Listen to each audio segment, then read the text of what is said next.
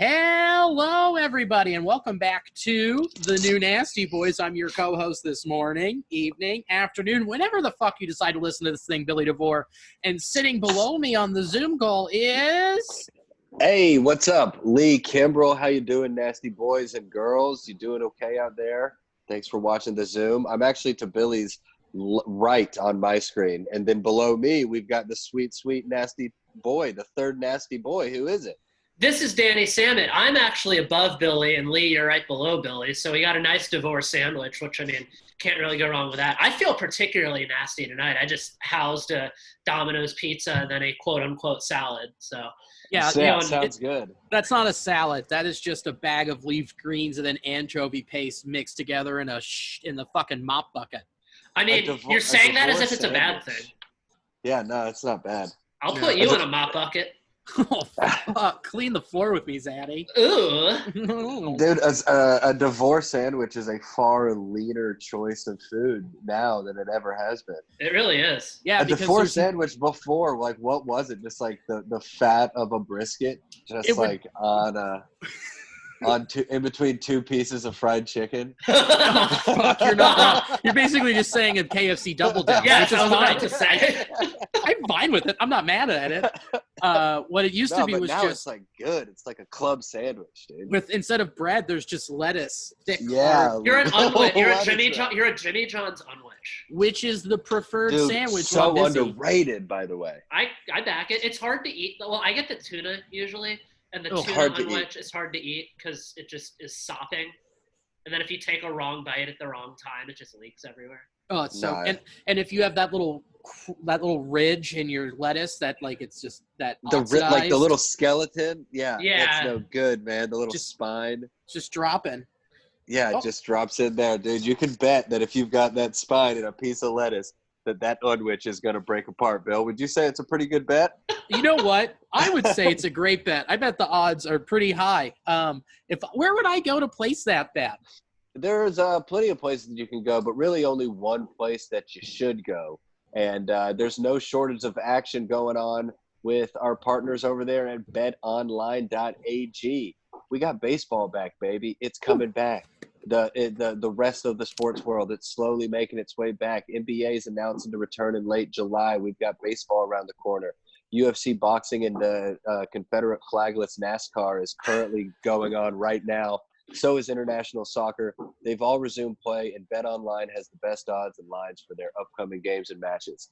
If you need more, you little slut, BetOnline has simulated NFL, NBA, and UFC happening every single day for our devout gamblers to check out. Simulated games, baby. BetOnline also offers hundreds of live casino games, poker tournaments, and the best prop bets in the business. Visit betonline.ag on your computer or mobile device and join now to receive your welcome bonus. betonline.ag, your online wagering experts. Hit it up, dog. Hit it up. And I'm back. Back on the screen. Am I still here? You are. That was beautiful. Petting Aww. that cat. Got Oh. Good kitty. sweet Ezzy boy over here. God, Ezzy boy. God, he really does love you. This is his second appearance on the podcast. Yeah, he's loving it right now. He really loves this us just being distanced because he will just climb and be all over me. Like if you watch the video, you'll see he just prounces around behind me on the couch for I don't know the whole time, and then he'll come and squat and pop down next to me. Squat, pop, lock, and drop it. That's Yeah, right, little baby. Ezzy boy.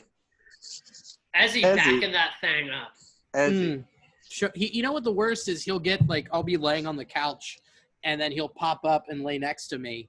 But not only he won't lay, he'll back up Of course. towards my face and then put his asshole a mere inch away from my nose. Right there, just a little pinch. Just like He's just seasoning your life.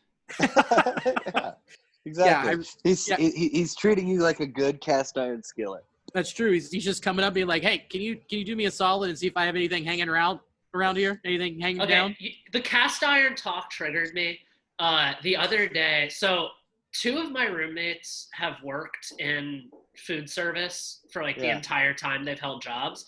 And like they have these jobs. They don't like it. They just do it for money, which fair enough. But like, Yeah. it's at the point where they're so jaded that they just have no interest in like learning more about food or like how food works or anything. Anyways, Yeah. the point I'm getting at is that one of them, he was soaking my cast iron in the sink, and I jumped out the window, survived because I'm on the first floor and there's like a lawn, so I didn't die. But then I came in, I was like, "Hey man, you're supposed to just leave that." He's like, "What? It's so gross." I'm like, "Well, I mean, take the chunks out." He's like, "Yeah, but like there's just like a bunch of like old oil on there." I'm like, "Yeah, exactly. That's the highway to man. Flavor Town." That's Yeah, the highway to Flavor Town. Yeah, my friend of the pod, Andrew Rudick, put my cast iron skillet into the dishwasher. Oh, We've talked about it on the pod many times, but dude, it's 100+ old cast iron skillet. It's from my Holy shit. Randy. It's over 100 years old, dude. wow. Put it in the dishwasher. I got You really hate that. I got cast iron grates for the Big Green Egg, so it's just soaking in all Dude, those your flavors. Big Green Egg, man. You have been such a happy guy. Give us the rundown of just some of the meats, some of the little mouth projects you've been working on. Mouth project. Well, I love a good mouth project. I made ribs over the weekend. They were so goddamn good. The classic 3-2-1 method. I smoked them, put them in there for 3 hours, and then I put them in tin foil for 2 with some apple cider vinegar. So that The apple cider vinegar soak is particularly horny. It's very horned. And also every hour during the 3-hour period, I was just basting it and shooting it in apple cider vinegar. Just soak it up, bitch. Give it a good squeeze. Then I made that Chipotle rib burrito with just the apple so cider thick vinegar. and tight. And then last hour, I made my own mustard-based barbecue sauce. Thank you, Danny, for bringing me mustard and the individually sugar. packed stevia. Yeah. Also, fuck you. They were individual packets. They were individual packets, and I didn't know what you wanted. Like you did not. Okay, you did not give me instructions beyond a sugar substitute that was not Splenda. You did not give me any instructions. Bang. Okay, that's I figured fair. you might have wanted it for like coffee or something. I didn't know you wanted it for your sauce. don't lie. That's fair. You know what? I guess I fucked up and It's just on said, you. "Hey, it's on me." I appreciate that you did You know it. what? You are Gabe Kapler calling a lefty from the bullpen when there was no lefty warming up. Yeah. You just did the culinary equivalent of that. So I'm not taking blame for coming into the game cold with no warm-up pitches. Look, he's got both his hands up right now. I'm not going to fight it. I'm not fighting it, okay? I'm not I don't mad want at to it. fight Gabe Kapler either. That dude's fucking scary. No, that guy's very Gabe scary. Kapler. What else? I watched a video of him getting tossed. Did you hear about recently. his ice cream thing? So he's like so anal about his diet and nutrition, but he like has a massive sweet tooth. So he'll get an ice cream cone and then a cup and just lick it and spit it. He won't swallow it. He just licks and spits. What a monster. Like, an actual psychopath. That's bulimia, and anorexia. That's bulimia and anorexia. 100%. Get you a man who can do both. Because that fucker's at like 4.6% body fat. Oh, It's he's a freak. Stupid. Yeah, he's a freak of nature. That's wild.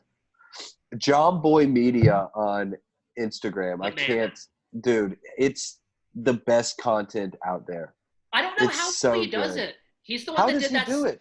He's the one that got the Savages in the Box thing. I have no idea how he like finessed the audio for that gorgeous piece of content to exist. It's really, really good, man. And it's like he does the VO on all of them. So they're all him.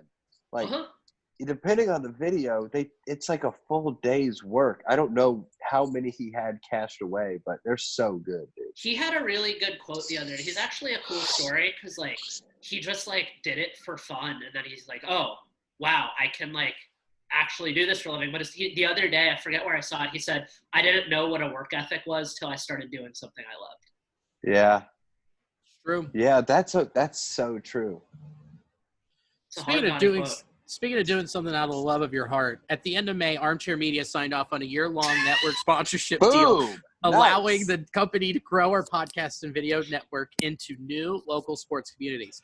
Following the senseless murders of Ahmaud Arbery, Breonna Taylor, George Floyd, and countless other Black community members at the hands of police officers, we want to ensure we do what we can to make a tangible impact on those communities as we grow. Armchair Media will be issuing 2 $500 scholarships per semester to aspiring Black creatives. We are also working with organizations that may allow us to crowdfund more scholarships each semester.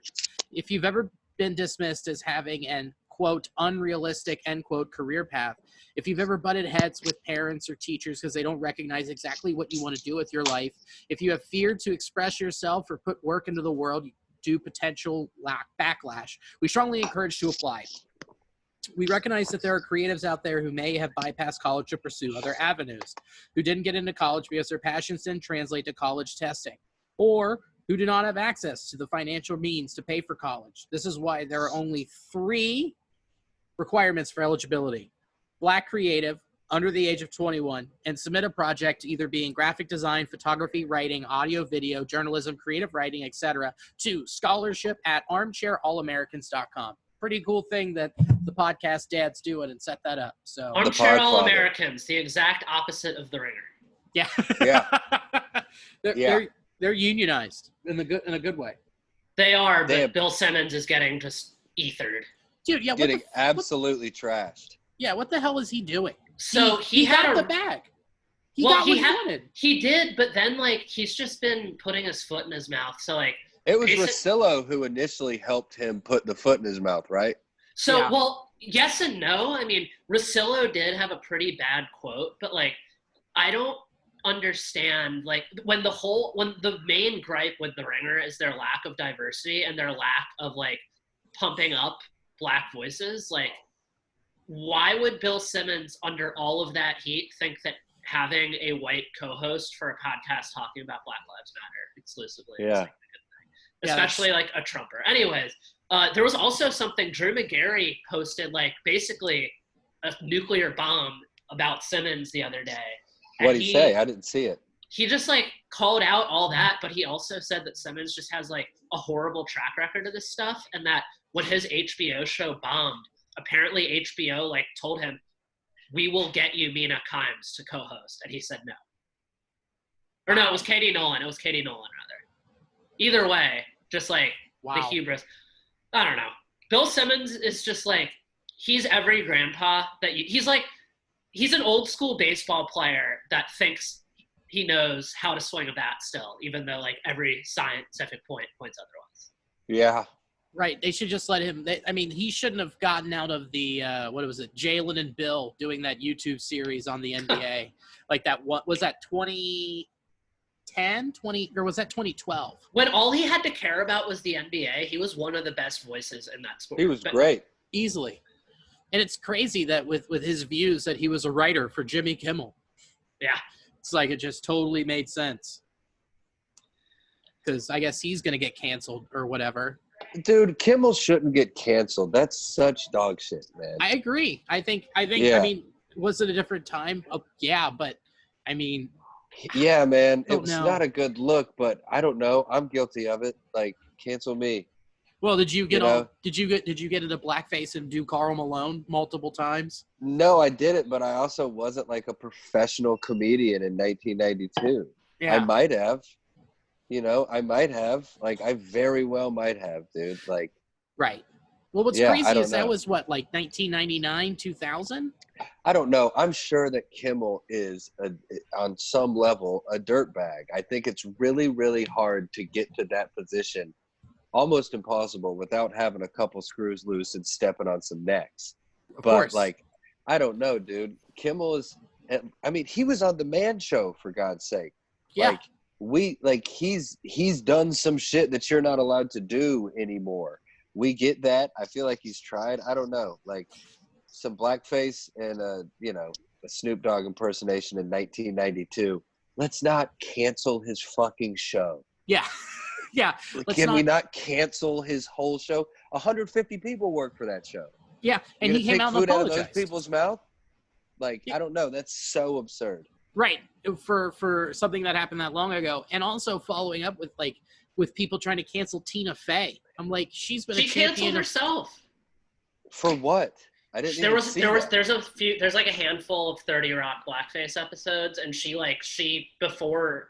As far as I saw, I don't follow that world too much, but she reached out and had them removed from streaming and syndication. Yeah, she had those removed, and then people came out like, well, they have some racist stuff in Unbreakable Kimmy Schmidt against Asians. I'm like, I'm Well, what, I just saw it. I don't what, follow her, but Jenna Marbles, do you guys know who she is? She's like yeah, the OG YouTuber. yeah. The cancel culture came from her, and she just she's not doing her YouTube page anymore. What the fuck? What did she do?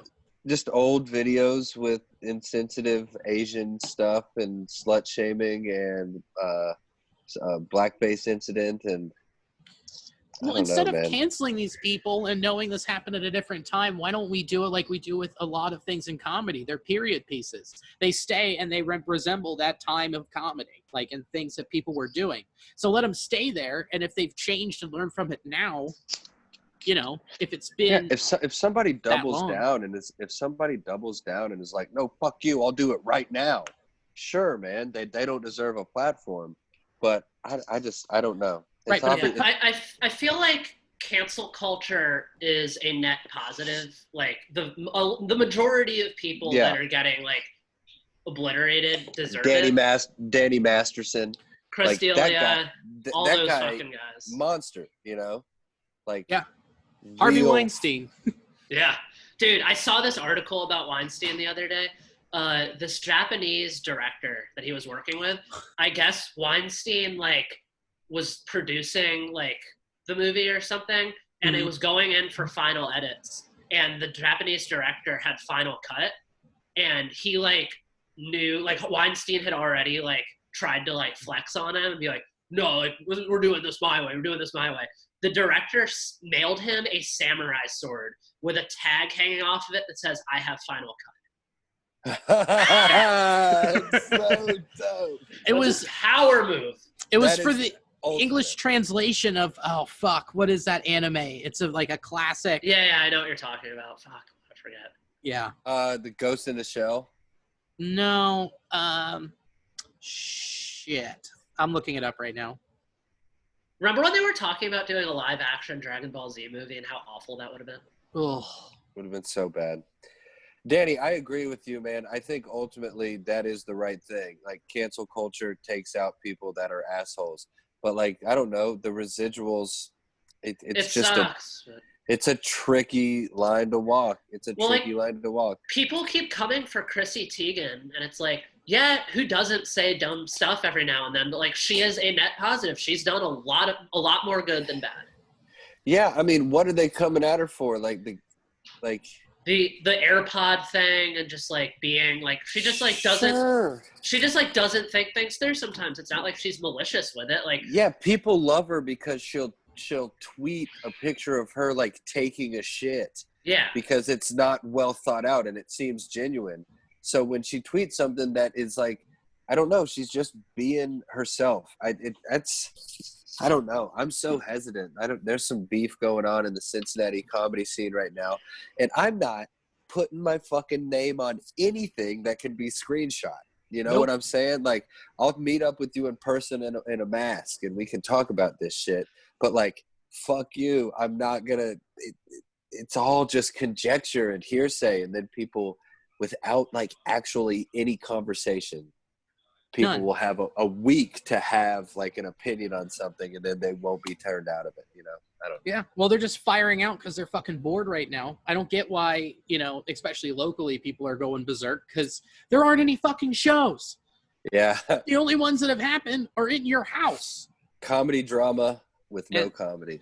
Whatever. Fuck them. It's dumb. And here's the thing. Anyone who comes out and says some shit and it's unhinged and it doesn't have any kind of basis in fact, that they're just hurting themselves. That's the bottom line.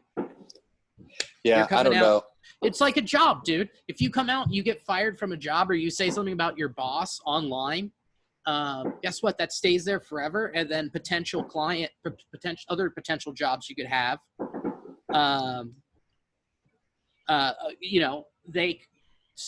Zoom just popped up and said we got it as long as we want, which is great. But if you put that online and other potential fucking job bosses see it, you're getting hired, they're going to see that post and be like, I don't want to hire this person. They're volatile. they can come out and say shit about me. I'm not putting myself at risk. Fuck that. This tour manager that I know, he wrote a tell-all memoir about I will keep names off here, but for his first band, the singer of that band went on to become like an arena act, like massive, and he wrote like a tell-all memoir about this dude's first band. And like me and one of our mutual friends, I was like, how does he expect to ever get a job ever again writing tell-all memoirs about his clients? Yeah, You won't. exactly. You better Yeah, make sure that exactly. you're getting paid enough to fucking write that book. Dude, Speaking I of read getting your paid book. enough, It was really good how much you shit on that guy and got the really nitty-gritty on him, Yeah. man. I want you to write mine. speaking of getting paid enough, there's a deal has been made. Oh, yeah? Yeah. Tell me about it. Baseball's back. God damn, yeah, it is. Why It would is. we care about baseball being back on this podcast? I don't know. It's so fucking weird. Oh wait, dude, no, this is a baseball Yeah, podcast. right? I forgot about baseball. Yeah. Oh, fuck, dude. Baseball, I yeah, this is barely the know Nasty Boys. Who would have thought? The sport of baseball is going to happen, and we're not going to be watching games from the year 1975. Where's that Paul Rudd gif? This is big. This is there you go. We fucking nailed it. So basically, I mean, Trevor Bauer called it in April. We've got 60 games this year. I'll believe it when I see it. I'm still not sold that it's happening. Well, I've got my doubts, and it's for a completely different reason. It's not because of the players or the owners. It's because of the Ronies. Exactly, which we'll get into that later. Oh, yeah, the Ronies could shut it down. Of course. Well, we've got 60 games. We've got 40 games in the NL Central, 20 games against the NL Central. Or the AL Central, Jesus Christ. There's no extended playoffs. The players gave that up when the owners took over and said. We've got 20 games against the NL and AL Central. No, 40 NL, 20 AL. God damn, that's a lot of games against the fucking Yankees. Nah, they're the I guess East. what, 4 or 5? No. They're we've got, the East. Oh, it's Central, Yeah. obviously. Yeah. So I love that. I read Eno Saris just posted like an article about how the like schedule and rules affect fantasy pitchers, and he's saying that he projects AL. He wants, like he said, bump up AL and NL Central starters a little bit just because of the strength of schedule. But like, it's like the Reds aren't going to be able to coast really. Like, I think some of the West, like the Dodgers, are just going to have a field day. But like, the Dodgers could win 45 games. Yeah. Realistically, yeah. Ugh. Well, I mean, but they still have to play the AL West, which, I mean, I wouldn't want to. Yeah, it's only 20 games, though, so it doesn't matter too much. Rangers, whatever. Angels, fine. Don't just write off the Rangers. I'm writing off the Rangers. I'm not. They cannot hang with the Dodgers. I'm not saying they can hang with the Dodgers, but they can definitely make things interesting. I mean, we'll get to, like, before we dive into the Reds, do we just want to do, like, Just talk about the league. Like a chaos mode, like what we want from the playoffs? Right, let's finish this real quick, though. So for the roster construction, for the first 2 weeks, you got 30 players. For the second 2 weeks, you have 28. And then week 5 is 26. Players must be with an organization by September 15th to be eligible for the playoffs. There is a DH in both leagues. And this fucking sucks. There's a runner at second to start for extra innings. That. I fucking despise that. I can't. Is that real? Yeah. Yes. That is the worst fucking rule change that they snuck in. That is such bullshit. Is that moving forward or in 2020? Now. Right now. Why not just do Game 7 of the World Series goes into extras, and you're just going to put a ghost runner on second base. Right. I don't think they do it for the playoffs. I mean, I haven't read anywhere that they're doing it for playoffs either. So I wish that they would just like treat it like the NHL, where it's like, okay, obviously you can't do 3-on-3 baseball, but like, okay, let's say after 14 innings, each team picks a player, home run derby, call it a game. Sure. Fine. 14 innings, sure. Yeah. Right. 13 maybe, whatever. But here's what's asinine. So say you start with a runner on second, you can bunt that runner over to third. And then a fly ball wins it. Exactly. It's so dumb. You can do a sacrifice bunt and a sacrifice fly into winning the game? Well, they wouldn't be, say, okay, He's got a runner on second, like that whole situation, and then the teams just repeat doing that over and over. David Bell's just going to short circuit because he's so like analytically minded that even with this, he won't sack bunt. I love it. He's just gonna spontaneously combust the second a game goes into extras. He's gonna try and get himself thrown out every fucking time. So he just doesn't have to deal with it. Exactly. That is a really stupid rule, man. Yeah, I hate it. That is a really stupid rule. But and then also I think you have a pool of 30 players that are at an alternate site. And you can use up to 3 taxi. You can bring up to 3 taxi squad players to each game. If you bring a third, it has to be a catcher. So that's bring a third, it has to be a catcher. That's so random. Well, I kind of get that because it's like you don't want to just like load up on pitchers or something. Yeah, you know, yeah. it's like have somebody that like kind of not the most like strategic piece. You know. Yeah. But I don't know. I'm excited for pretty much everything but the Ghost Runner. Like, as a Reds fan, I begrudgingly accept that the DH is a massive benefit for us, but I hate it. I hate the fact that there's universal DH now. So you liked the pitchers hitting? I don't know. I just like – I mean, do I know? But, like, I feel like just as a Reds fan, it's like with how progressive David Bell is – and how much of a gamer Lorenzen is. I just loved seeing that kind of stuff. And it's like, now with the DH, it's like, I don't know. Like, again, it's definitely a benefit for the Reds. They're going to be a better team because of it. Like, man, I think this is going to seriously cut into Lorenzen's outfield time. And that's about Yeah, that's very true. Yeah. I mean, it's no longer a novelty, the hitting pitcher. That's true. I didn't really think of it. No. And he's a really, really, really good hitting pitcher, but you wouldn't DH him. No. You would. I mean, let's say hypothetically, honestly. So the trade deadline is August 31st. I think that the Reds have a couple of like long-term decisions that they need to make this year. They both kind of are circling the wagon on each other, and that, in my opinion, is Jesse Winker and Joey Votto. Yeah. So I could see. Now with the DH being a thing, like I could see them punting on Winker at some point. Punting on Winker, and you know what do you do with Joey? So my thought process was, I thought about this the other day until I took a deep dive into Winker's stats, and he was awful last year. He was awful. But I was thinking, it's like, well, Winker's terrible in the outfield.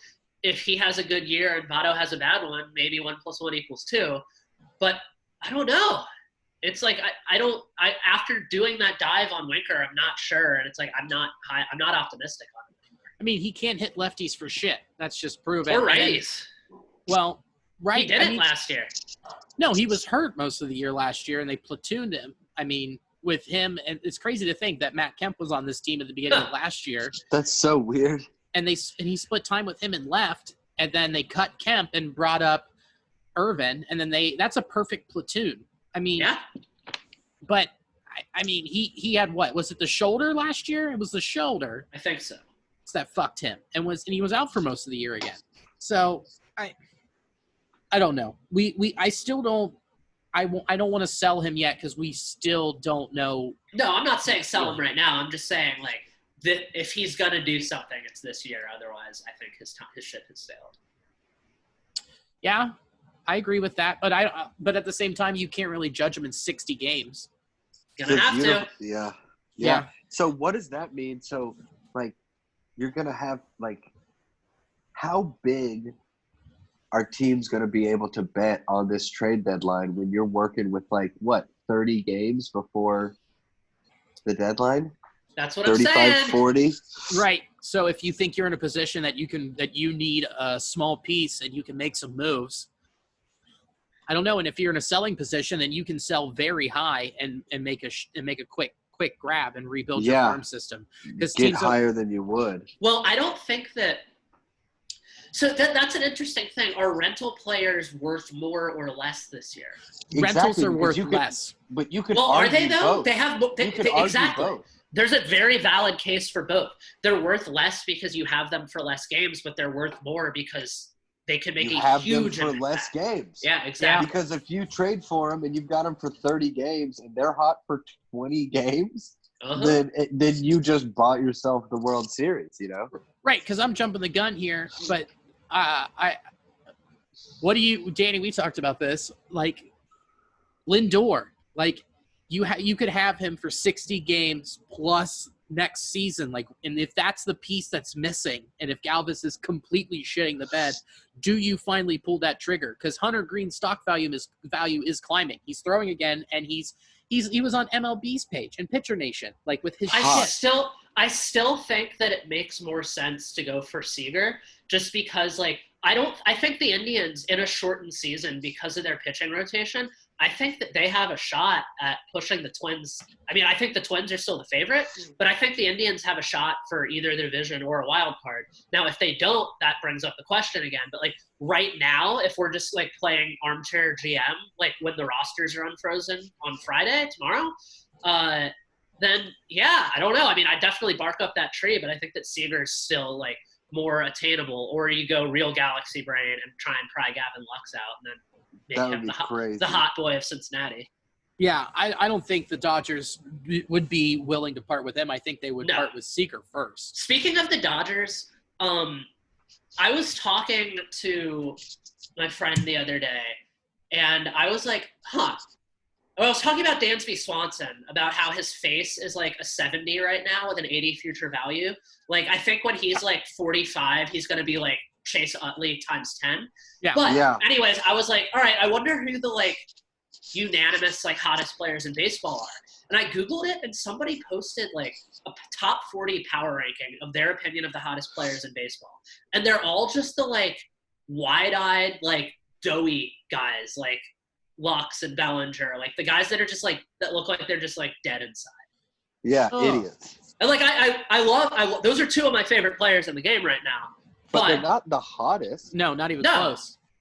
Where was Joey on the list? He wasn't.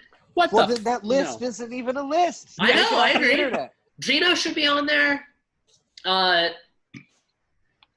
Lorenzen kind of looks like an alien, but he kind of looks like an alien. He's too ripped. No, he looks like a deer. That's what he looks like. he looks like a moose. Yeah, like with the giant shoulders. Dude, the Reds Instagram account posted a couple stills of him the other day pitching. It is weird. He has like bodybuilder vascularity. Like, he is a freak. He might as well be a bodybuilder.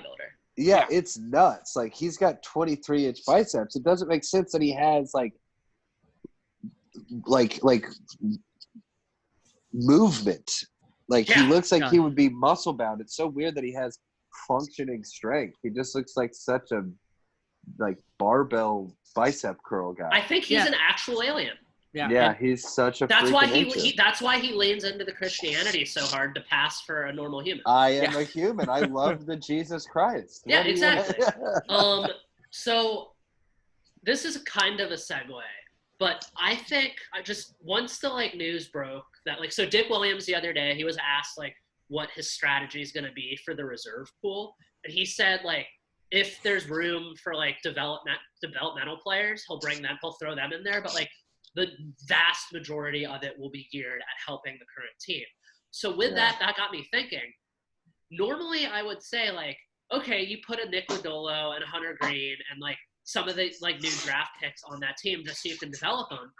But what I'm thinking with that is the entire pitching development program is literally Driveline. You don't need to quote unquote waste spots on making sure that your kids develop right, when you can just send them to Driveline and they will literally be exposed to the exact same development processes. Yeah. So it's like they have a lot more flexibility because it's like, it's not like they would be worried. It's not like, oh, you're on your own. It's no, you guys are going to Driveline, and basically Bodie is still working with them. Right, but I still see a path for Lodolo to be in the bullpen this year. I agree. Yeah. I would say if Hunter Green wasn't coming off TJ, I personally would have him on that reserve squad just because, like, I don't care what level you're at. that fastball plays anywhere, and then if that slurve that he was workshopping, like if that like turns out to be like real, like that plays, that thing looks nasty. Yeah, but like I don't think they do it just because he's still like coming off TJ. I agree with that, but I mean, there's just no doubt in my mind if Lodolo is where he was last year. I don't see why not. Yeah. If you are looking at the last 10 games, the last 20 games of the season, and you need to give Kunal a break and his arm's starting to die out, then fucking bring in Lodolo. Plus Lodolo is a lefty. Exactly, and that's what we're missing. Like, Yeah. if Cody Reed doesn't have his shit together this year, then you are missing he would be an invaluable piece to that bullpen. Dude, speaking of people coming out of the pen, I completely forgot about Stroop. Yeah, dude. How great is that move? I completely forgot about Stroop. I low-key forgot about Wade Miley. Yeah, dude. Witt's fucking crazy. Right, and then you have Malley as your sixth starter. Yeah. Yeah. No, I'm or excited to see Wade Miley in there in the 5 spot. with a 60-game season, I'm completely like shit. I'm verbally shit posting right here. Do not take this seriously. Trevor Bauer has a noodle arm. He's not going to get hurt. Just put him in the bullpen, and like he can pitch 3 innings every day for the whole season, and it's fine. Do you think teams will do that versus if you've got a 60-game season and you're paying Garrett Cole, $3 million per pitch? You're not going to bring him out of the pen. Not bring him out of the pen. No. Okay, Garrett Cole's a bad example. You're gonna stack starters. Dave Roberts already came out and said that for at least the first time through the rotation, Dodgers starters will be limited to 4 or 5 innings.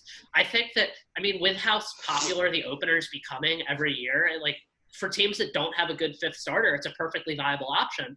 So with all of this and with the expanded rosters, I think you'll see a lot of stacking, at least for the first couple times through the rotation. Yeah, man, because it's like, why would you run your number 1 arm out there 12 times in an entire season? 12 times in a 60-game season? See, I'm thinking the opposite. If they get warmed up after that second time through the rotation and hitters aren't clicking yet, I can see starters. I think we'll see a lot more complete games than we have in the past couple of years. Yeah. I don't think so because of who knows what's going to happen, and with the fewer I could see it going either way. So this was interesting. Travis Sawchik posted this a few months ago when as a research project about the DH, even without a DH. National League teams, on average, their starters pitch deeper into games than AL teams. Interesting. So, is that just why? I think that's more just the teams that led that leaderboard: the Dodgers, the Reds, the Astros, stud rotation. Yeah, exactly. That makes sense. That makes a lot of sense. Also, that's hilarious that Reds fans we're after wanted David Bell fired after 2 months, and it's his starters pitch 5th most in baseball. Yeah. Right. Because he let him get there was the beginning of the year, that first month where Sonny Gray was going out and throwing 4 1/3, and then finally they built up, and you finally had Sonny throwing 7 innings, 6 2/3 towards the latter half of the season. So. I like the way the Reds are built for this, man. I can't really think of a team that's that's the thing. It's okay, do you throw more complete games? It's not the bullpen's bad. And it's Robert Stevenson was a starter. Amir Garrett was a starter. Michael Lorenzen was a starter. I don't know if you can bank on them to go 3 innings multiple times a week, but I don't see why they couldn't. Yeah. Why they couldn't at least Robert Stevenson, I think a lot of it depends on Rysel, because if he can be rock solid, then the back end of the bullpen is Rysel and Amir Garrett, and then either Strop or Lorenzen. And it's dude, I almost would rather, instead of having Molly be a 6th starter, I'd almost rather stack Stevenson and Lorenzen. That's nasty. That's 2 or 3 innings. That's pretty nasty. 3 innings each or something? Fuck it, man. Yeah. And don't forget, Cody Reed was also a starter. He could realistically go out there and throw 2, 3. He could throw a baseball. I think that is in play this year. I am not optimistic that will happen, but he was having a great season until his knee got fucked, until he got hit with a baseball. We all don't forget about that. People forget. They always forget. Never forget. Semper Fi. I think the team Never that for this. net. Oh God. Cool. Yeah, Oh. bleak. Bleak. Oh, That God. was so visceral. Sorry, Oh, guys. Dark days. God. That was Uh, a great night, despite the fact that I just threw a COVID bomb into the party. yeah, it was the best way to turn 30. I will say that. My energy at that party was infectious. Oh yeah, you were killing. Come Get on. it? See what I wow. did there? That was really good. That was Sorry. beautiful. Yeah, that was so good it should go viral. Come on. Hey! We're having fun. Oh, speaking of which, all of the neckbeards are just going after me on that WCPO post. It's hilarious. Yeah. Daniel on the news, on local news. I am the media. Yeah, you are. You really honed it in. Yeah, really just crushing the quarantine Twitter game right now. They're getting after you. Oh, it's great. I'm not replying to it. It's just funny. Yeah, like a bunch of people were like, let me read this because it's worth a proper It's reading. worth the read. Worth the read. Love all the right. hat, by the way. Thank you. All right. Where? God, there's just so much. Oh, here it is.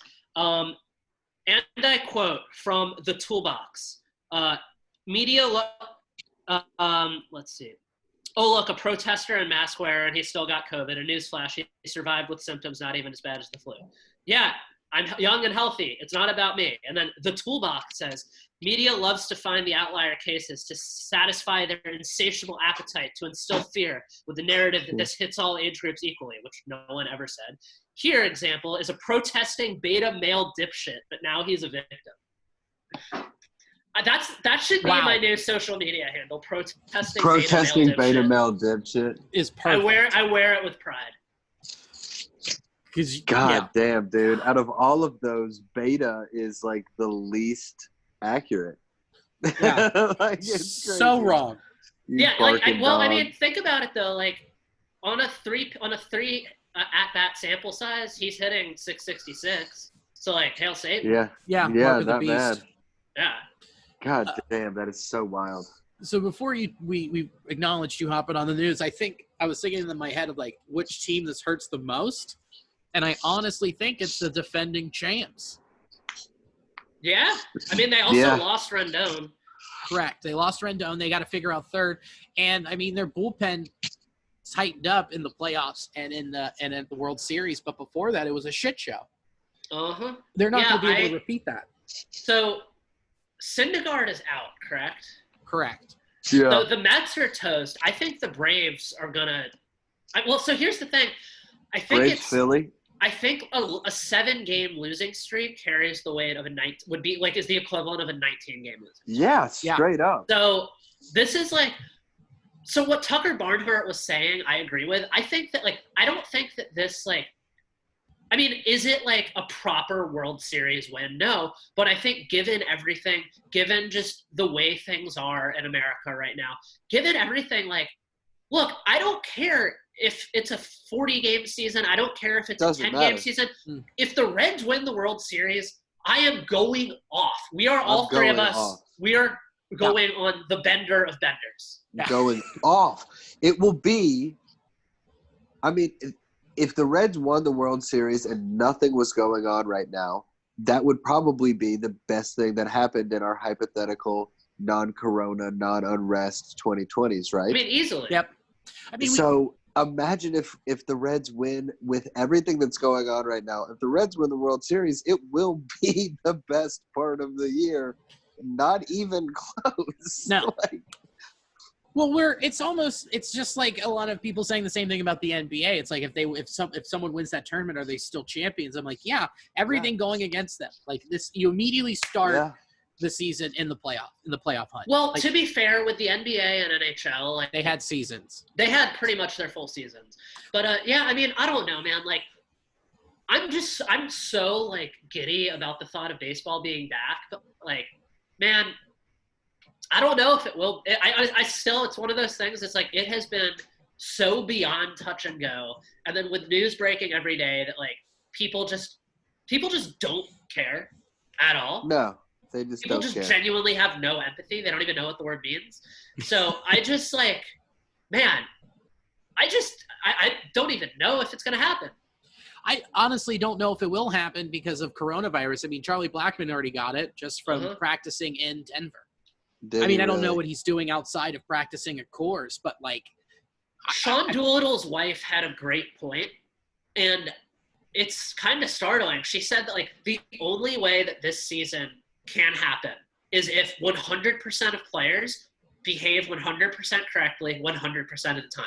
That means like all the like Yasiel Puig, you are not going out.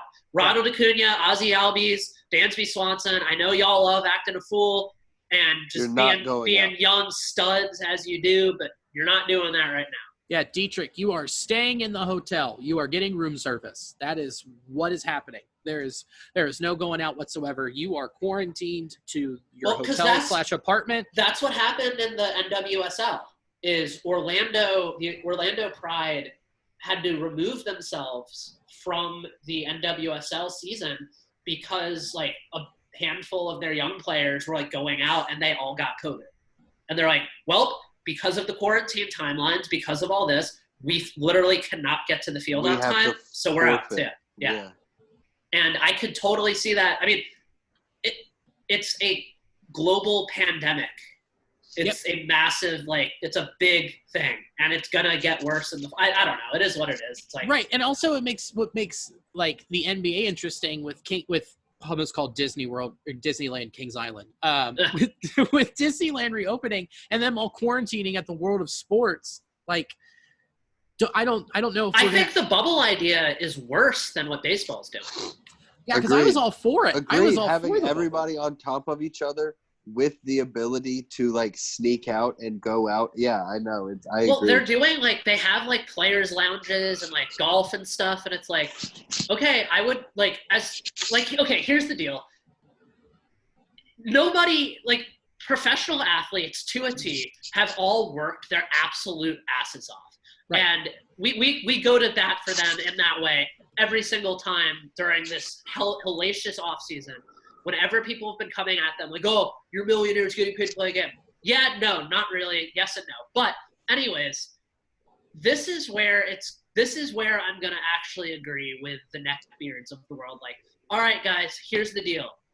You are millionaires getting paid to play a game. We know you work hard. That's not the debate here. Now you got to work the hardest. You cannot fuck this up. Yep. If this comes back, you guys cannot fuck this up. Like, just dial in and grind. It's a short season. You have had way more like Joey Votto doesn't have family. Any player with a family has had way more time with their family this year than they ever have in their entire career. Exactly. Except, did you guys see the Shogo Akiyama thing the other day?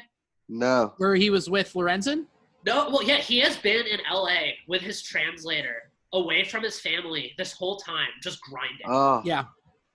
Yep. I mean, the guys who've been grinding, which is so cool to see. I mean, with Trevor doing live ABs and just staying in the zone. I mean, Dietrich holding workouts, like just on IG, showing what he does and shit. Have you seen what Stroman's been doing? No. He has been setting up Zoom calls with high school and college programs, like every night.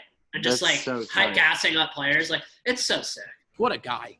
But it's also weird. Then there's the other mentality where like Joseph Daniel has not been, I don't know, but for a fact, but came out and said like, I've just been, taking it easy in Canada and staying home and relaxing. And, see, that's my thing with Votto. It's like, I am never going to, he is one of the most brilliant minds of hitting that the game has ever seen.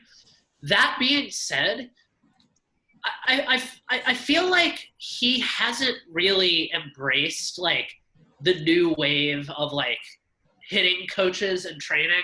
Gonna do a quick plug. This book, Swing Kings, on balls deep in the modern wave of hitting coaches right now. But he's never really done that. He's never really like gone to a guru to anyone's knowledge. And it's like, I don't know, man. It's like, I'm not trying to discount his ability one bit. He is I will go to the grave. He is the greatest Reds hitter of all time. He is one of the best first basemen of all time. Neither of those facts are up for debate. That being said, dude, whatever you've been doing as far as your mentality and preparation and off-season development, I don't know, man. It hasn't been working the last couple of years. Started to not work. Yeah. Yeah, and guess what? He doesn't have the time right now to figure it out. and get ready when he does No, where he's like not March, in, not in April, 60 May. games. No, you need to fucking be ready now and not just seeing these pitches and figuring out each umpire's strike zone and just tinkering with your swing in the box. I just had a horrible thought. You just need to fucking get in there and get the shit done and get rolling. Yeah. And Hey, I don't know guys. how he does that. Hey guys, Yeah. this isn't gonna happen for 5 million reasons. You're here But, to hurt her feelings, Dan? No, I'm here.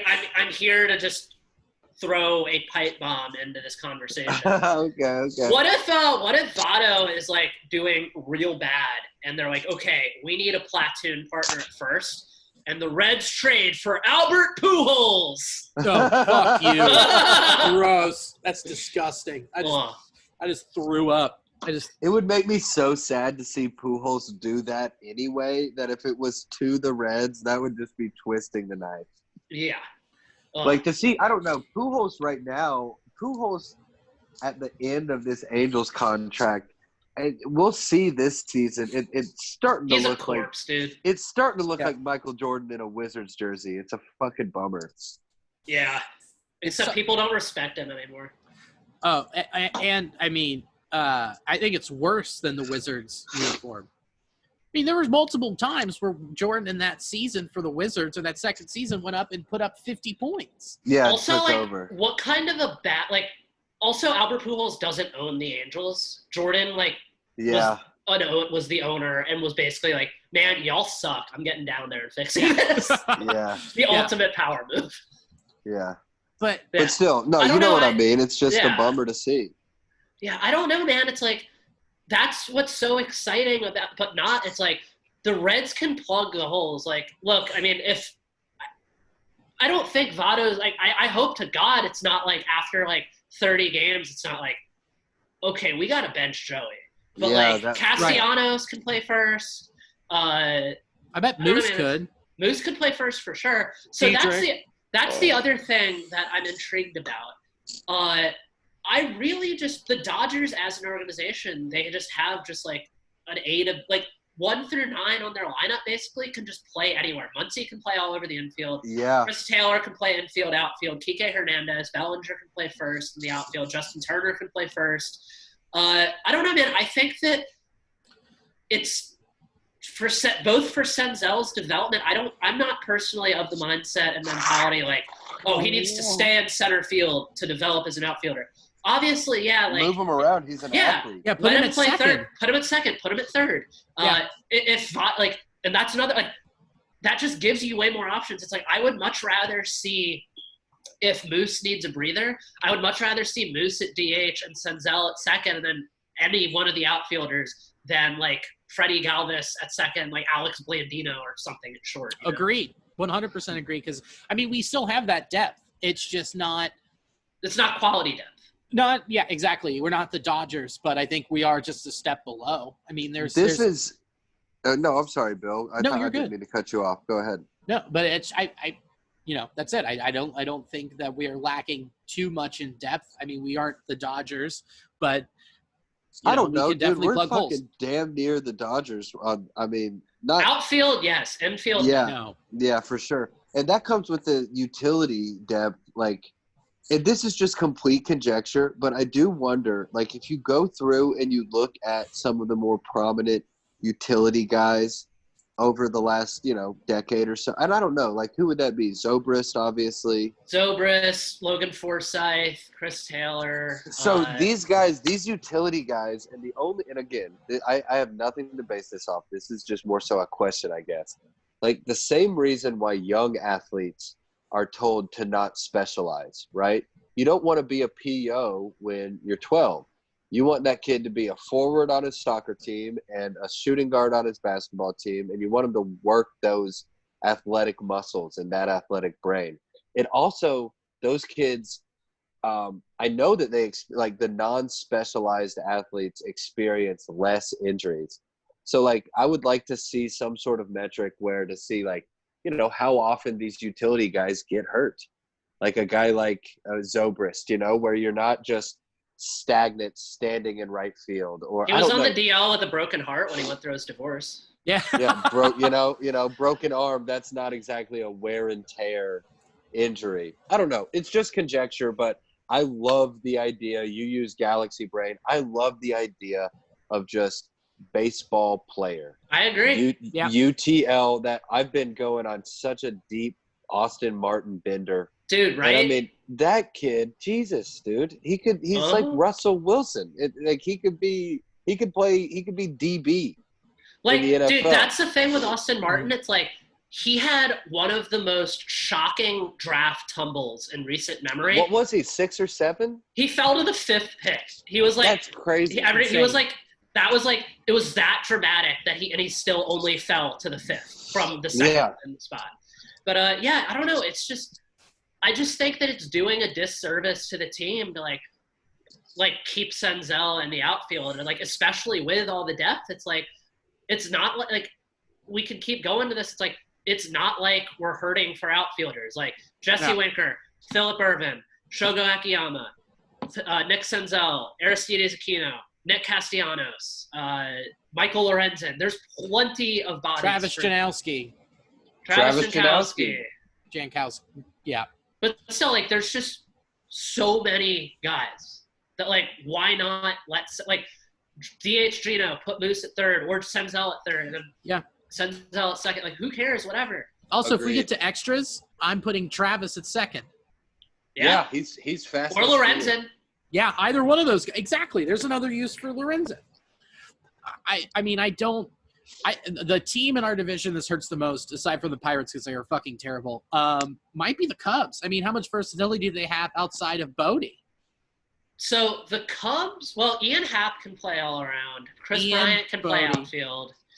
The Cubs are currently, like, I read a couple articles that said they're like, this helps them. I don't know. I'm not high on the Cubs. I mean, Baez can probably play all over. Like, he can definitely play second and short. I don't see why he couldn't play third. Right. I don't know, man. It's just like, I feel like, I'm not going to say it's the Reds division to lose, but like, it feels like it. It really does. It's like, man, like, I can't. There's not a team better built for this than the Reds. No. Who went down for the Cards? Starting rotation, Tommy John this year. It's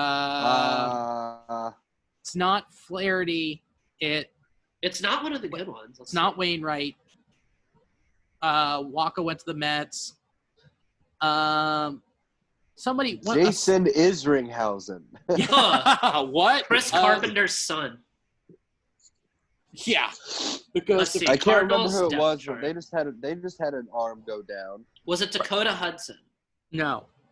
Was it Miles Michaelis? Yes. Michaelis is out for the year with TJ.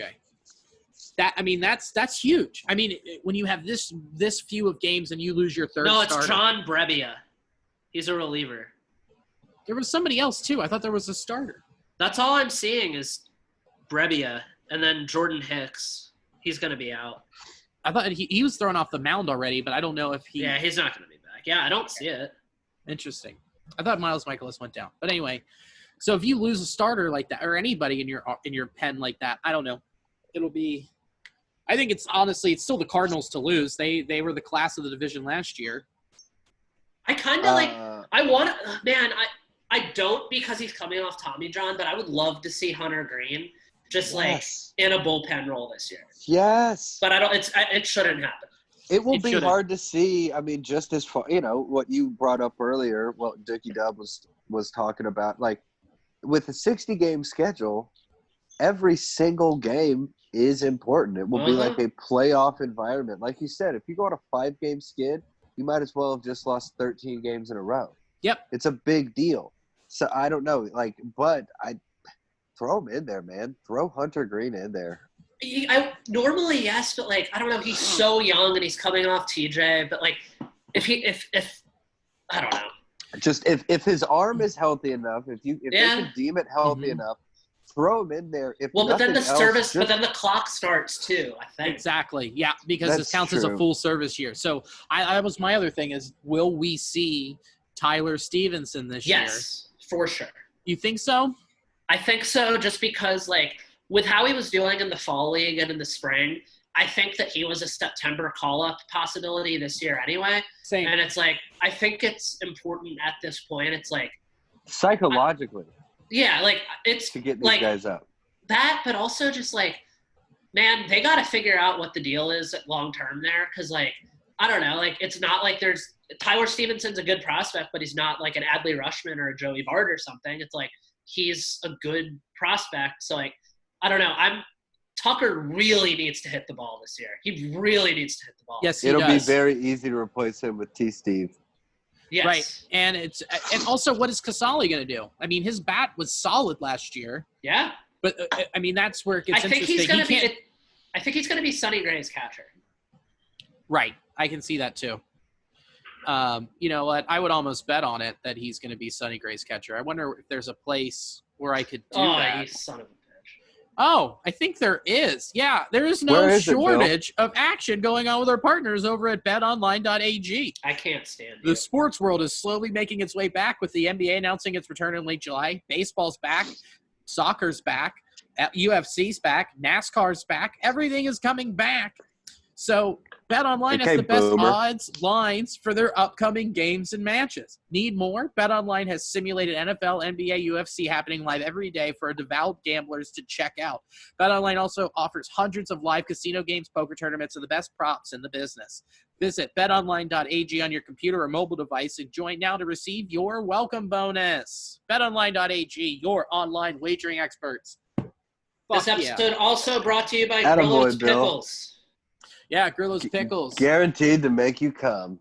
Yep. The merch is just as crispy as the pickles. Dude, Sponsorships speaking of for bets, Dead Podcast. Just speaking of weird bets and little prop bets and everything, if you boys had $100 of free money to spend on betonline.ag, highest batting average in Major League Baseball this year, over or under 395? Under. For sure. You think under? You don't think Mike Trout could bat 450 I don't for think so. for 30 games and then bat 300 for I don't think so. Dude, you don't think anybody goes out and completely catches fire?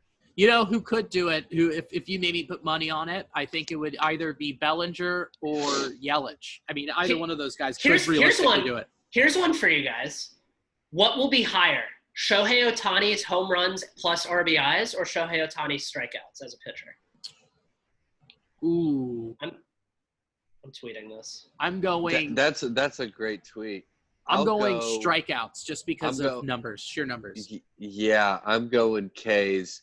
If he gets 12 starts, and what's his K's per nine? Probably like 8 to 10, somewhere in there. Yeah. That's a good tweet. That's a good question. Yeah, I would. If you made me guess, high 7. So so he would have. So in a 60-game spread, that's crazy. I mean, who's going to lead the league in dingers? Like, if somebody has 25 home runs this year, that's astonishing. Right. That's like every other game. That's kind of the thing that Harold Reynolds was talking about last night on MLB Network, which I see with him, is that the game will not be the 3 true outcomes. It's going to be a lot more situational hitting and small ball. Yeah, for sure. You'll have to. And I agree with that. I totally see that. I mean, which makes the Castellanos signing even better because that guy's just going to keep slapping doubles. That's all he's got to do is just bang it off the fucking wall. Just make that ball his little bitch. Little slut farm, baby. I fucking love it. I'm all for it. But Fangraphs said the Cardinals are going to finish first, and then there's basically a 3-way tie for second between us, the Brewers, and the Cubs. Or do I have that wrong? No, I think that's right. That's right, yeah. So, I mean, how do you break up those ties? Is it just by, who you played and whose record was better? I mean, are we going to have a one-game oh, God. playoff situation? Game 61. I'm into it. God, it's crazy. It just sucks we couldn't settle and get to 69 games. I mean, God, that would have been so nice. The horniest season. How funny would that would have been? Like, why? That would have made this season the best of all time by a wide margin. Exactly. Yeah. They screwed the pooch on it. Well, they're not fucking because they didn't go with 69. But it's just such bullshit. 69 in 2020. Imagine those shirts. Come on. My tits. My tits. Your mouth. My dick. Your shine. My face. 69 games. Nice. Come on it. Come in it. Come on, Eileen. So if super early, not way too early, but early-ish projections, I mean, who do you think, I mean, if we went and break it down for each division, who's winning the divisions, and who is winning the wild card? NL, I've got Braves, Reds, Doyers, and then wild card, I'm going to go Nats and whoever the second place in the NL Central is. Okay. And then AL, I'm going to go Yankees, Twins, Angels, and then A's and Indians. Wow, Astros missed the playoffs. I'm into that. Yeah, dude, I still think things are going to be pretty weird for them. It's going to be really weird for them. On top of, they were going to struggle early on regardless. With, and I'm not saying just because they don't have the trash can bags, but like mentally, all of them were going to go out and be in their head. Well, so does this help them though? Does the extended break help them? I think it definitely takes the heat off them a little bit. But as soon as we start playing baseball again, people are going to be like, "Oh yeah, remember the Astros are fucking cheaters." And I mean, but there's nobody at opposing games is going to be sitting there booing them, So maybe you're right. Maybe it does give them an advantage. I'll give the Astros a wild card. I think the Angels. Well, no, I'll give the Astros the West and the Angels the wild card. Okay. Lee, what do you got? I mean, in the NL, I'm going to go Reds. You can't go against the Dodgers.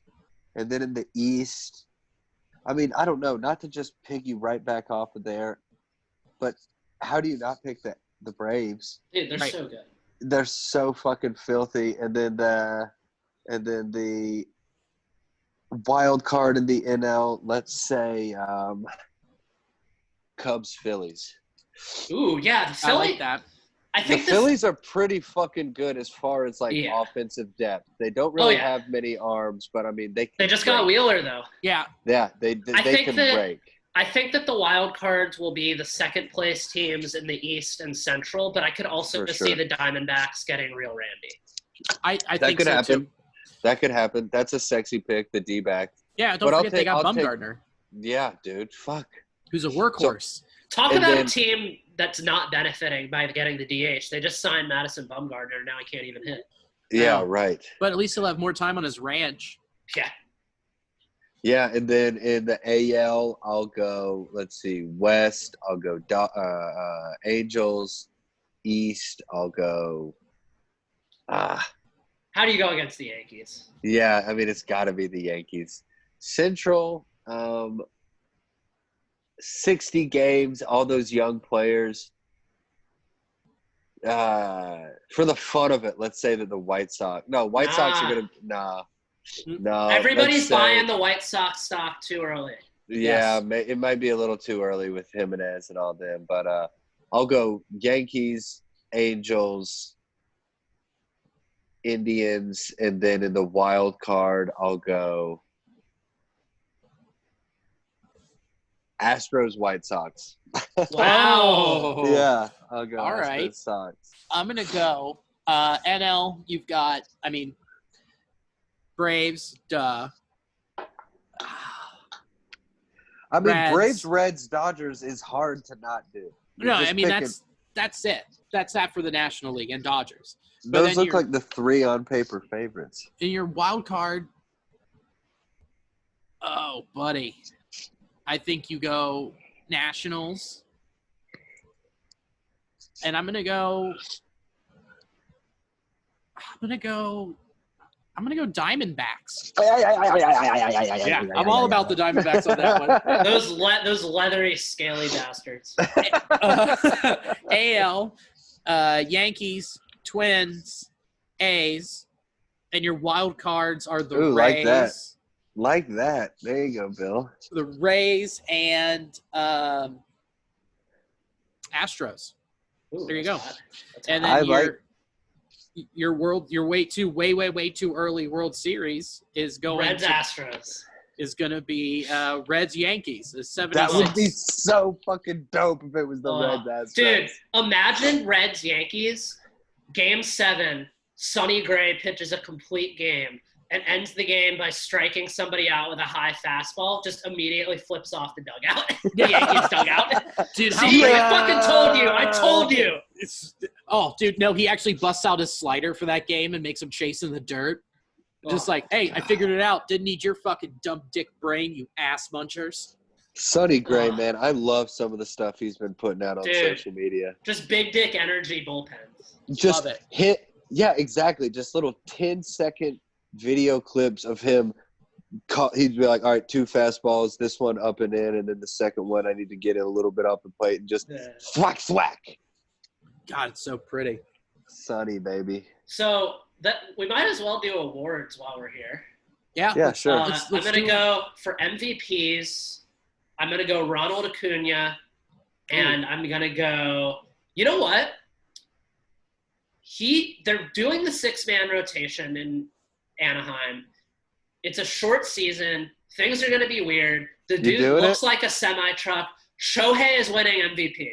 Okay, I like that. Dude, here's the thing with Shohei. It's like, let's say he hits 25. What other player can affect every single game? Let's say he hits 25 home runs, has 80 RBIs, hits like 280 with like a 340 OBP or something, and then he has like a high 3s or low 4s ERA. It's like how is that not most valuable? Most valuable Agreed. player. Yeah, he's the only person in the Major League Baseball right now that can affect every game of the 60 games potentially for his team. Yeah, I mean, I don't see him ever getting really a day off. I mean, does he need? I mean, well, no, he's gonna. So I think they're still gonna do like proper off days before and after his starts. So 6-man rotation. So let's say. I mean, I doubt Ohtani pitches opening day just because, like, for political reasons. Let's say DH, off, start, off, DH. So so that's a 6-day week because there's 6 starters. So that's a lot of impact, you know? Yeah. So then, okay, so there's your MVPs. Mine.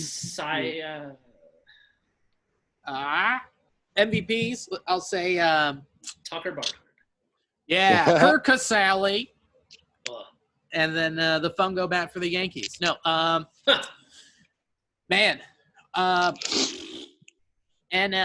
I think it's going to go to Yelich this year. Or Juan Soto. I'm in between on those guys. Juan Soto's a good move, but, dude, Yelich isn't going to – I don't know. Yelich is a stud, man. I think Acuna he's a complete stud. He's a complete stud. But I'm saying I don't know. It's back to the 60-game season. It can go one way or the other.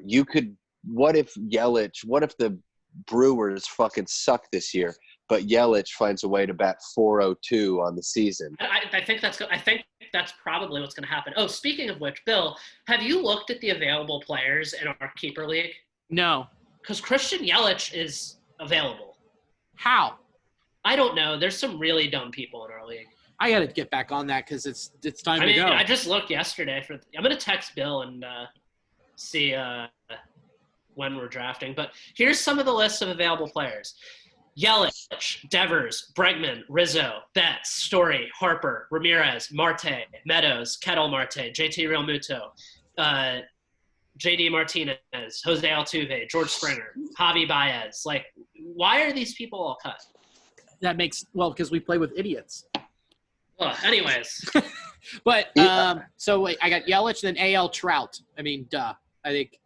I think that he could have the same effect that Yelich does, which is just hits 402, 403, and just mashes in those 60 games. I mean, we're only a few years removed. We're 4 years removed from when Joey Votto in 60 games hit over 400.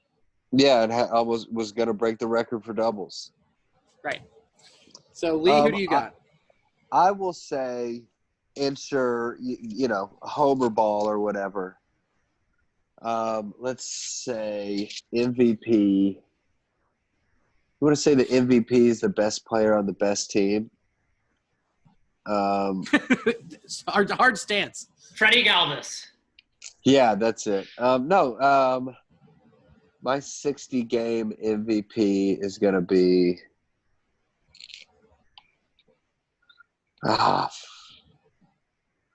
fuck it. Yeah, Gino, baby. Gino. Yeah. Let him hit 33 home runs. Who cares? Like his season last year, his last 2 seasons have been bonkers. He was trending to. If we would have been playing 162 games this year, at the beginning of the season, if you had said Gino Suarez was your, MVP pick, it's not that crazy of a pick. No, it's not at all. 60 games coming off of the surgery or whatever. Sure, I get it, but nah, dude, fuck it. Let him go out there and hit 30 dingers this year. Yeah. I'll take Gino Suarez, and then in the AL,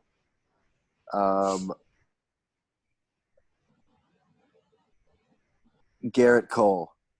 Oh, the Verlander pick with the MVP, and then there's your Cy Young pick too. I think they're gonna win the AL, and between his money and just his robotness, watch him go out and watch him go 13-0 with an ERA. Also, under that's 1.5. a pretty easy division.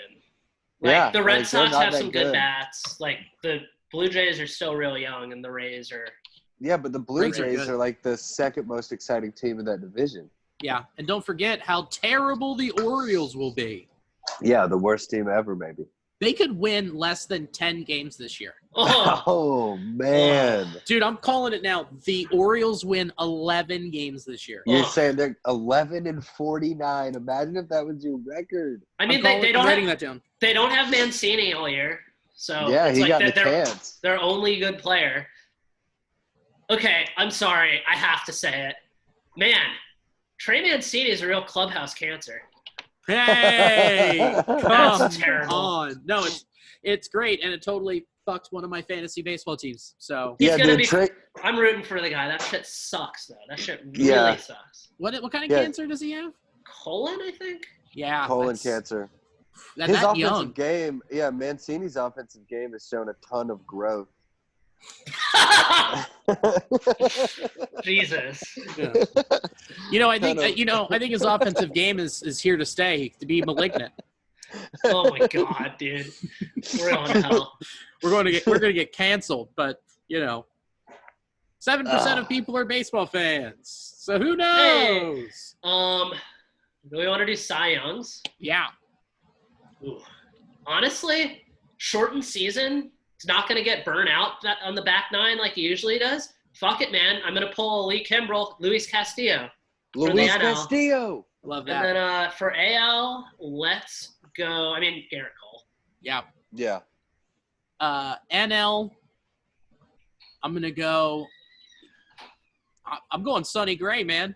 Let him stack it up. Let him get after it. Love that. Yeah, baby. And then I am going to go AL. Ooh, I just want to say Lance Lynn because he's just the workhorse, and I love that guy to death. Lance Lynn. But it's going to be Garrett Cole. There's no way around it. I mean, he will repeat what he did last year. All right, dude. Well, if you guys are going Castillo and Gray, then I'm going T-Bow for commissioner and Cy Young. And, and in the AL,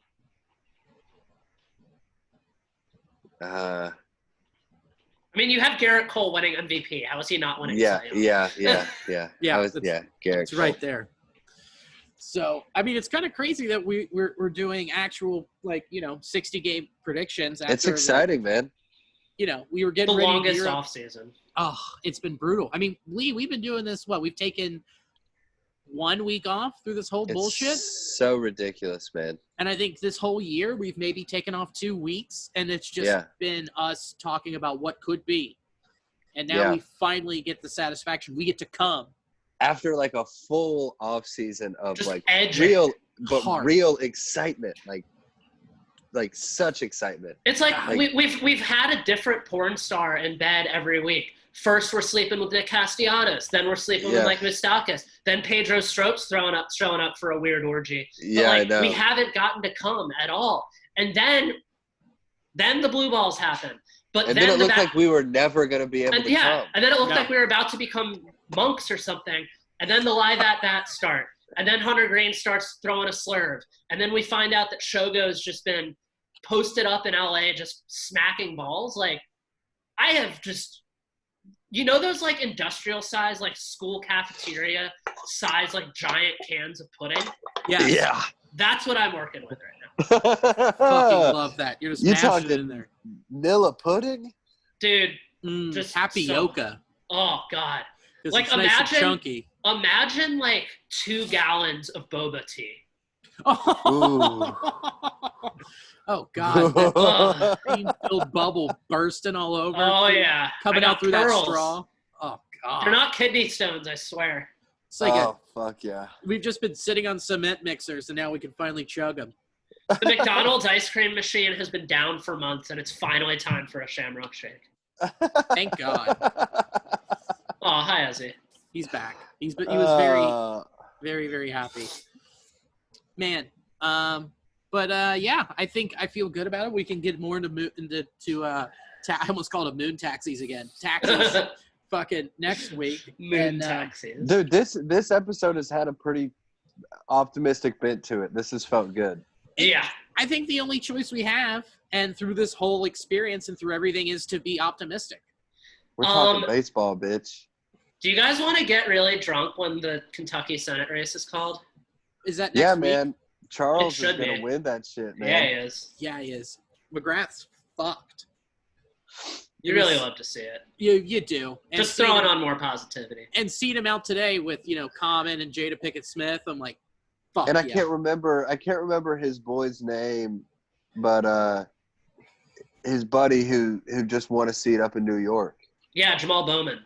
Yeah, that's right. Yeah, did you hear that? The guy that he was going against is like just mega Democrat, like establishment guy, and he was caught on a hot mic saying that he wouldn't care about the protests and about BLM if it wasn't an election cycle. Yeah, that was fucking nuts. What a dumbass. Jesus Christ. I'm honestly concerned that that's something that will happen to Biden, and we're totally going to be fucked this year. Oh, well, dude, Biden wrote every fucking crime law in the middle of the 90s. That's a whole different podcast. Like, whatever. You got to vote for him. It's not very hard to tear him down. Like, he ruined a lot of black lives in the early 90s, but yeah, and he's not Trump, Donald Trump. No, and Trump is still continuing to dig his grave, and he dug a lot of them in Tulsa. Yeah. That was amazing. Just like knowing what it takes to produce an arena show, like so the amount of money that his campaign lost on that is so enormous. I mean, obviously, like in the grand scheme of things, like it's Donald Trump's campaign. It's not like it's like a massive loss, but like they lost a lot of money. Yeah, it's beautiful. You love to see it. You really love to see it. Thank you, K-pop fans. Thank you so much. Yeah, the best. What a crazy development that has been. I love it. Well, and it's like the campaign manager was like, yeah, no, actually, like, we have a way of rooting out emails. And, like, we knew, blah, blah, blah, blah, blah. Okay, you can't say that, but then also be hyping it up saying that 800,000 people are coming because you clearly didn't realize that you were no, you're wrong. You missed it by 1 million bodies. Yeah. Crazy. Ugh. Well, these bodies are ready to round third and head for home. Who wants to start? I got really nothing to plug other than if you want to, I don't know, head over to Cincy Shirts and buy a shirt. Donate some money to a bail fund or the Charles Booker campaign because it looks like we're going to need it going into November. And, I got nothing to plug other than call your mom. And I'll call your mom for a plug. There it is. Fucking Christ. That's why I made that face. I was like, nope, you just set up Danny. God damn it. Call my mom for a plug, guys. Hell yeah. Yeah, what do you guys got? I don't really have anything. I mean, what Lee said, follow me on Twitter at Sandy Dammit, and then once Booker smokes McGrath's dumbass, then I'll be posting a lot of links to how to get involved and stuff. Nice.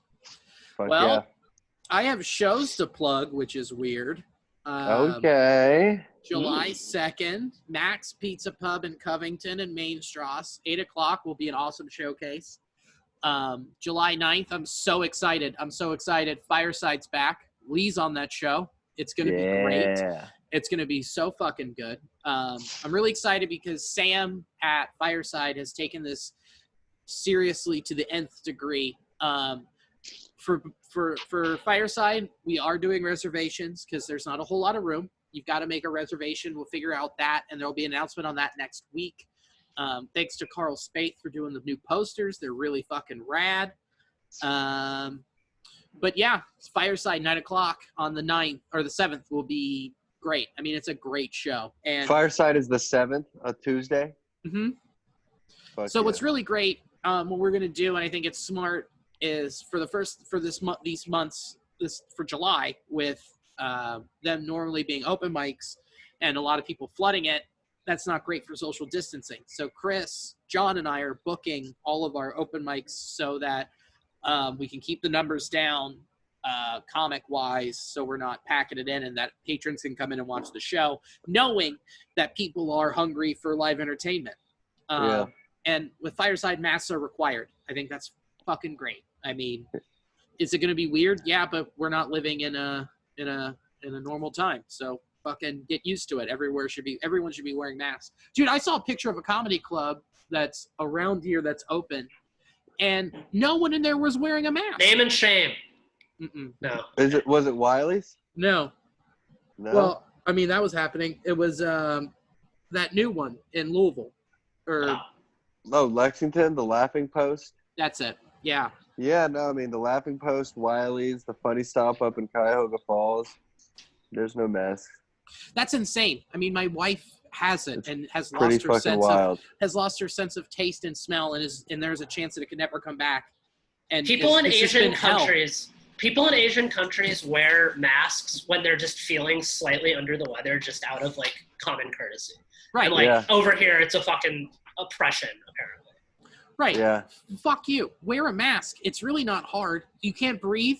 Well, guess what? If you get this, you're not going to be able to taste or smell. Also, you can breathe. You're a baby. Yeah, you're a fucking child. Stop it. Be an adult and wear a mask and think about the others around you.